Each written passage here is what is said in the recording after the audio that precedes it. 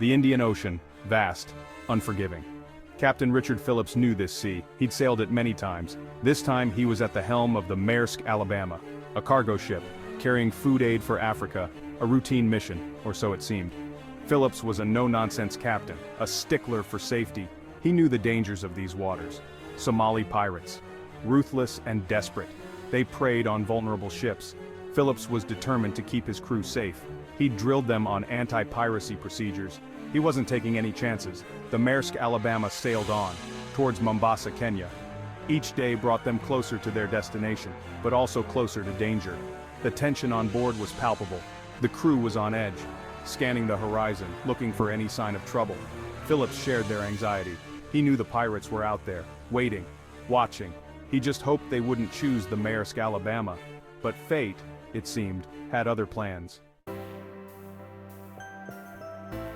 The Maersk, Alabama was no luxury liner. She was a workhorse, built to transport cargo across vast oceans. Her hull, a dull gray. Her decks, stacked high with containers. Inside, a labyrinth of passageways and engine rooms. This was the domain of Captain Phillips and his 19-man crew. The ship was carrying a vital cargo, food aid, destined for hungry families in Africa. It was a humanitarian mission, one that filled the crew with a sense of purpose. They were making a difference, delivering hope to those in need. Life on board was tough, long hours, hard work, the constant rocking of the waves. But the crew was a tight-knit group, bound by their shared experience. They worked hard, they joked together, they looked out for one another. They were a family, sailing into harm's way. The Somali coast, a lawless stretch of ocean, a haven for pirates. Years of conflict and poverty had ravaged Somalia, leaving its people desperate. Some turned to piracy, preying on ships, taking hostages, holding them for ransom. The pirates were ruthless, armed with AK-47s and rocket-propelled grenades.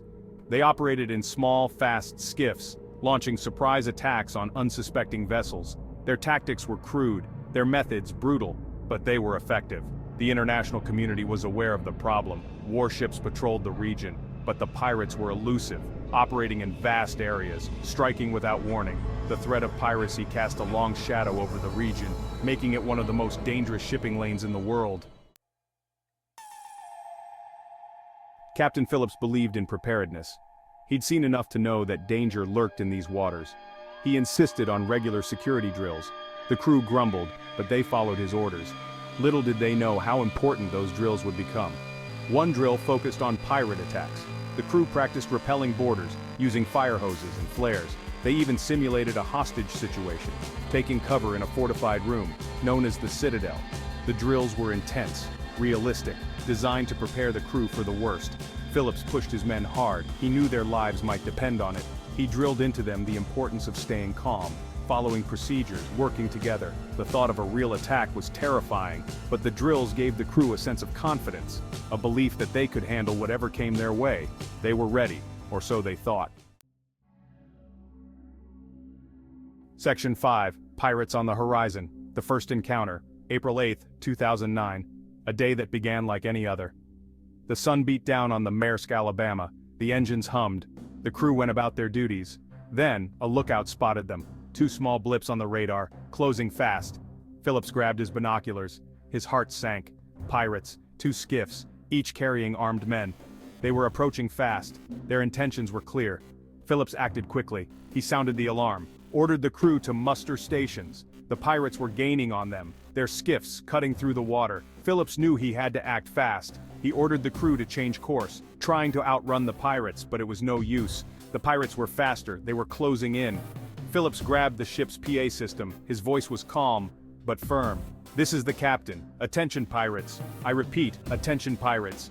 You are advised to turn back. You are outmatched and outgunned." His words were met with silence. The pirates kept coming. Section 6, Overrun and Outgunned. The Maersk, Alabama boarded. The pirates were relentless. They fired warning shots, their bullets ripping through the air. Phillips knew he couldn't outrun them. He ordered the crew to fall back, to take cover in the Citadel, a fortified room deep inside the ship. The pirates boarded the Maersk, Alabama. They swarmed over the deck, like angry hornets, armed with AK-47s and grappling hooks. They fired their weapons into the air, screaming in a foreign tongue. The crew huddled in the citadel, their hearts pounding. Phillips and his chief engineer, Mike Perry, remained outside the citadel, attempting to slow the pirates down. They disabled the ship's engines, plunging the Maersk Alabama into darkness, hoping to buy time for the Navy to arrive. The pirates were furious. They ransacked the ship, searching for the crew. Phillips and Perry played a dangerous game of cat and mouse, leading the pirates on a wild goose chase, trying to keep them away from the citadel. Section 7. A captain's sacrifice. Phillips takes a stand. The pirates were growing impatient. They grabbed one of the crew members, threatening to kill him. Phillips knew he had to act. He made a decision that would change everything. He offered himself as a hostage, in exchange for the safety of his crew. The pirates agreed. They took Phillips hostage, forced him onto a lifeboat, along with 3 other pirates. The remaining crew were safe, barricaded inside the citadel. They watched helplessly as the lifeboat sped away, carrying their captain into the unknown. Phillips knew he was in grave danger. He was surrounded by armed men. They were volatile, unpredictable. He was their prisoner, their bargaining chip. Phillips refused to show fear. He knew he had to stay strong, for himself and for his crew. Section 8. 4 Days of Terror. A lifeboat hostage. The lifeboat was cramped, stifling, the air thick with tension. Phillips sat surrounded by his captors. They were young men, barely more than teenagers. But their eyes were hard, their faces etched with desperation. The pirates were jumpy, paranoid. They pointed their guns at Phillips, threatened him, demanded a ransom, millions of dollars. They wanted safe passage back to Somalia. Phillips tried to reason with them, to appeal to their humanity. But it was no use. Days turned into nights. The lifeboat bobbed on the open ocean. The sun beat down. The air grew thick with the smell of sweat and seawater. Phillips was exhausted, hungry, thirsty, but he never gave up hope. He clung to the belief that he would be rescued. Section 9. Stalemate at sea. The U.S. Navy arrives. News of the hijacking reached the outside world. The U.S. Navy sprang into action, dispatching warships to the scene. The USS Bainbridge, a guided missile destroyer, took the lead. Her captain, Commander Frank Castellano, was a seasoned officer. He knew the stakes were high. The Bainbridge arrived in the area, made contact with the pirates. A tense standoff ensued. The Navy's priority was clear: to secure the release of Captain Phillips. Without further bloodshed, negotiations began. Tense, uncertain. The pirates were demanding a ransom, safe passage to Somalia. The Navy refused to negotiate. They wouldn't give in to terrorists. But they also knew they couldn't risk Phillips's life. The situation was a stalemate, a waiting game.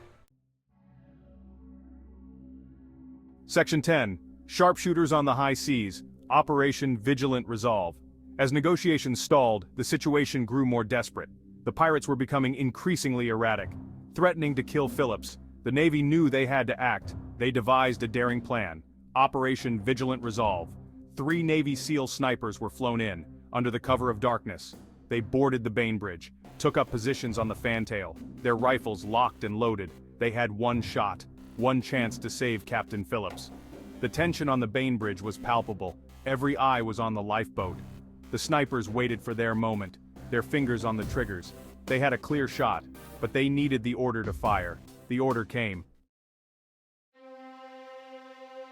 Section 11. Epilogue. The legacy of Captain Phillips. 3 shots rang out, piercing the night. 3 pirates killed. Captain Phillips was safe, rescued by the brave men and women of the U.S. Navy. The ordeal was over, but the scars remain. For Phillips, for his crew, for all those who sail the high seas. The Maersk Alabama hijacking sent shockwaves around the world. It highlighted the very real dangers of piracy, the bravery of those who face it, and the unwavering commitment of those who fight to stop it.